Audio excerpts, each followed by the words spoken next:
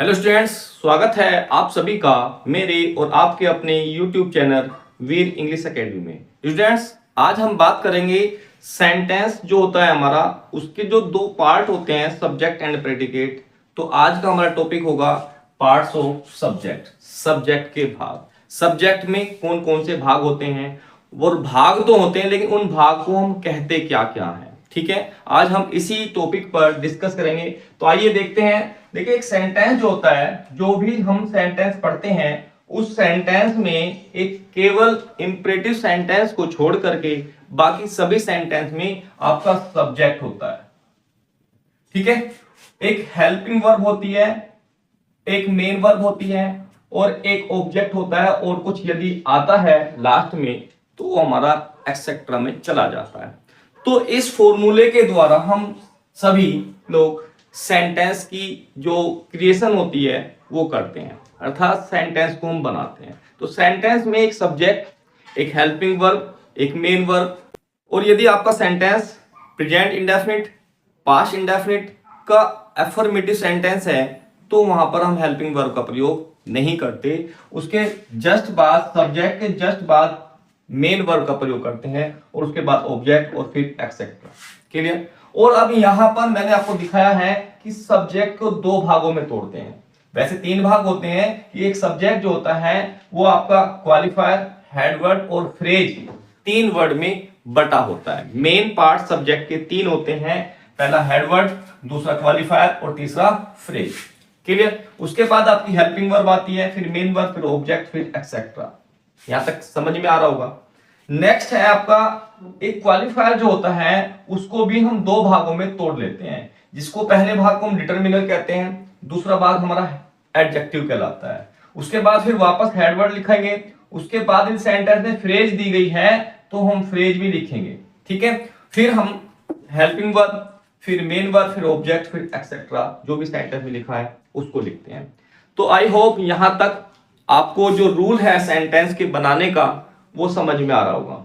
आइए अब बात करते हैं अपने एग्जांपल की। एग्जांपल के थ्रू जो है हम समझने की कोशिश करते हैं। देखिए, यहां पर सेंटेंस लिखा, गरिमा वॉक्स डेली।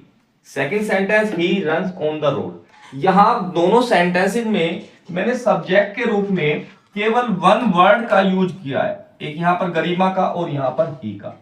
कहने का मीन्स ये है, जो हमारा सब्जेक्ट होता है वो कोई नाम भी हो सकता है और वो कोई प्रोनाउन भी हो सकता है, अर्थात नाउन और प्रोनाउन ही हम सब्जेक्ट के रूप में यूज करते हैं।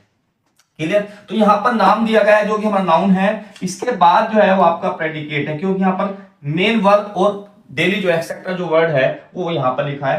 तो वर्ब से पहले जो भी लिखा होता है, मैंने लास्ट वीडियो में आपको बताया था, वो हमारा क्या होता है, वो हमारा सब्जेक्ट होता है। तो यहां पर गरिमा जो है वो आपका सब्जेक्ट है, और काम करने वाला जो व्यक्ति है वो हमारा वो भी गरिमा ही है। तो इस वर्ड को हम हेड वर्ड कहते हैं। ठीक है, अब हेडवर्ड क्या होता है? देखिए, सेंटेंस में यदि सब्जेक्ट के रूप में केवल एक वर्ड का यूज किया गया है, ठीक है, चाहे वो नाउन हो चाहे वो प्रोनाउन हो, वो वर्ड आपका हेडवर्ड कहलाता है। अर्थात सेंटेंस में जब एक वर्ड किया जाता है तो वो ही वर्ड सारा काम करता है। क्लियर? तो यहां पर केवल वन वर्ड का यूज किया गया है और ये वर्ड आपका हेडवर्ड है। ऐसे ही सेकंड सेंटेंस में यहां पर ही का यूज किया गया है, ये ही जो है ये भी आपका हेड वर्ड है।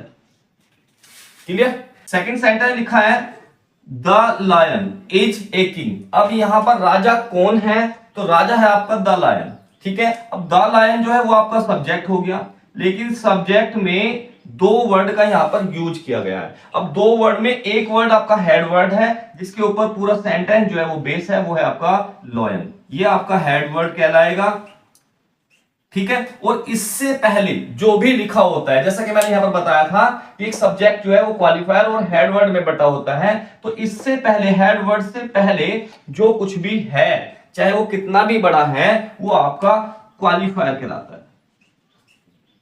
आई होप समझ में आया होगा कि लॉयन से पहले, अर्थात जो हेडवर्ड होता है उससे पहले जो कुछ भी है वो आपका क्वालिफायर कहलाता है। Clear? Next sentence, my elder sister did not come. यहां पर हमने सब्जेक्ट के रूप में तीन वर्ड का यूज किया गया है। क्लियर? तो यहां पर सिस्टर जो है वो आपका, ये टोटल मिलाकर के आपका सब्जेक्ट है, और सिस्टर जो है वो आपका हेडवर्ड है। क्लियर। अब इससे पहले हमने कुछ वर्ड यूज किए हैं, जैसे मैंने यहां लिखा है क्वालिफायर जो होता है वो डिटरमिनर और एडजेक्टिव में डिवाइड होता है। ठीक है, कभी कभी एडजेक्टिव यूज होता है और कभी एडजेक्टिव यूज नहीं होता, तो उसके जस्ट बाद जो हमारा हेड वर्ड होता है उसके जस्ट बाद हम डिटरमिनर का यूज करते हैं। ठीक है, जैसे हमने सेकंड सेंटेंस थर्ड सेंटेंस में यूज किया था, ये हेड वर्ड है, इससे पहले हमने क्वालिफायर, और ये जो क्वालिफायर है ये हमारा डिटरमिनर है। क्लियर। तो यहां पर हमने हेड वर्ड से पहले जो शब्द जो वर्ड यूज किया जाता है और वो वर्ड यदि हेड वर्ड की विशेषता बताता है तो वो वर्ड हमारा एडजेक्टिव कहलाता है। जैसे आप जानते हैं कि adjective is a word which qualify a noun और प्रोनाउन। ठीक है, हेड वर्ड की विशेषता बताने वाला शब्द हमारा एडजेक्टिव होगा और ये वर्ड जो है हमेशा हेड वर्ड से पहले लिखा जाएगा। क्लियर। उससे पहले जो भी होगा, ठीक है, ये आपका डिटरमिनर होगा। क्लियर। ठीक है, तो यहां पर हमने जो क्वालिफायर था उसको दो वर्ड में तोड़ा, एक डिटरमिनर में एक एडजेक्टिव में। यहां ये टोटल वर्ड जो है माई एल्डर, ठीक है, ये आपका क्वालिफायर है और क्वालिफायर को एल्डर और माई में तोड़ दिया है। तो पहला वर्ड माई जो है वो डिटरमिनर है, दूसरा एडजेक्टिव है, तीसरा वर्ड आपका हेड वर्ड, और इसके बाद जो भी बचा है वो आपका प्रेडिकेट है। आई होप ये फोर्थ सेंटेंस भी आपको क्लियर हो गया होगा। नेक्स्ट सेंटेंस है हमारा, a fat girl in the corner was singing. अब यहां पर जैसे मैंने आपको पहले बताया है कि वर्ब से लेकर एंड तक जो होता है वो आपका प्रेडिकेट होता है।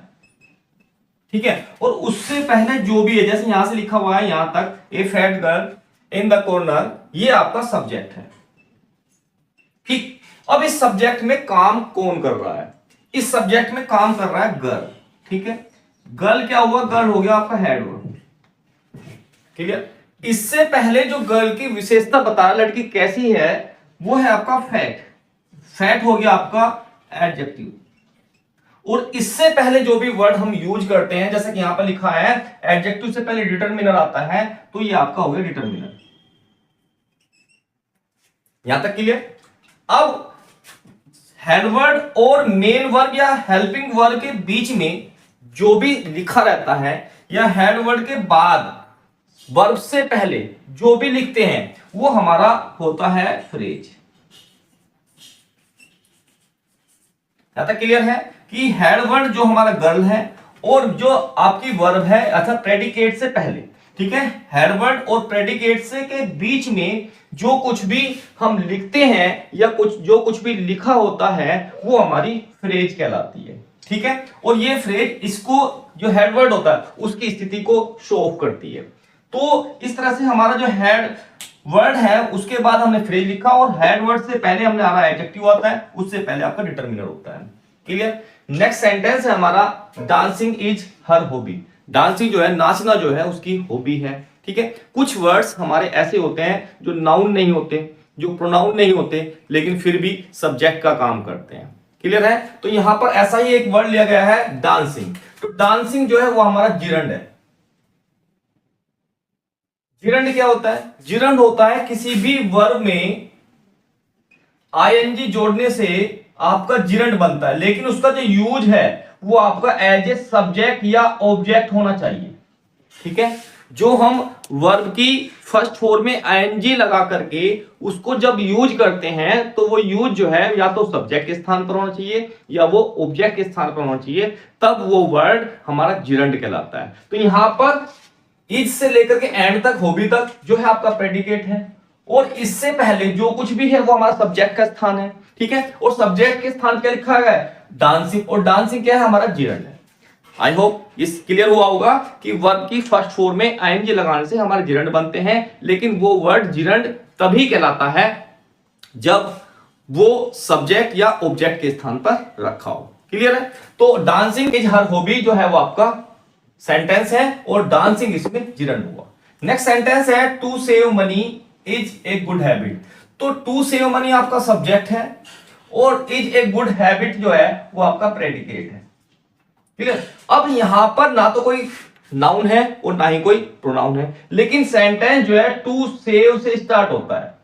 तो किसी भी वर्ब से पहले टू लगाना आपका इन्फिनिटिव कहलाता है।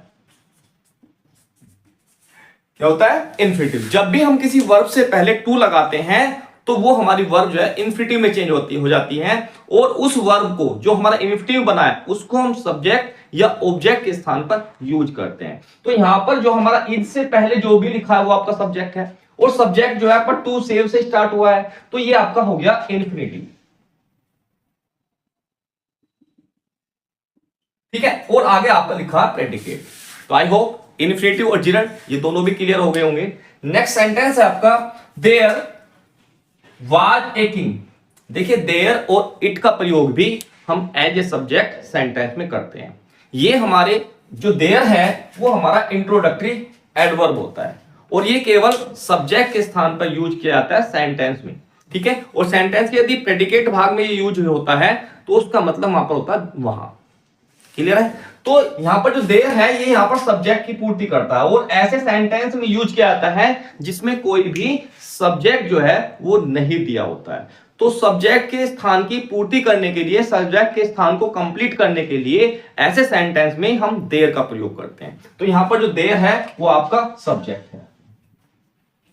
ठीक, नेक्स्ट सेंटेंस है it is dark night today. आज रात जो है वो अंधेरी है। अब यहां पर रात अंधेरी है, ठीक है, इसमें कोई भी सब्जेक्ट नहीं है। तो ऐसे सेंटेंस जो निर्जीव होते हैं या टाइम वर्ड के अकॉर्डिंग दिए रहते हैं, उन सेंटेंस में जो सब्जेक्ट होता है वो हम इट मानते हैं। ठीक है, तो इट जो है वो यहां पर सब्जेक्ट के स्थान रखा है, इसलिए इट जो है ये यहां पर सब्जेक्ट है, और इसका कोई भी मीनिंग नहीं है। तो आई होप आपको जो सब्जेक्ट होता है उसके जो पार्ट्स होते हैं या कौन कौन से वर्ड हम सब्जेक्ट के रूप में यूज करते हैं ये आपको अच्छे से क्लियर हो गए होंगे।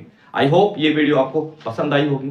यदि ये वीडियो पसंद आई है तो आप इस वीडियो को लाइक जरूर करें और अपने दोस्तों में शेयर करें, और यदि अभी तक आपने इस चैनल को सब्सक्राइब नहीं किया है तो चैनल को सब्सक्राइब भी करें।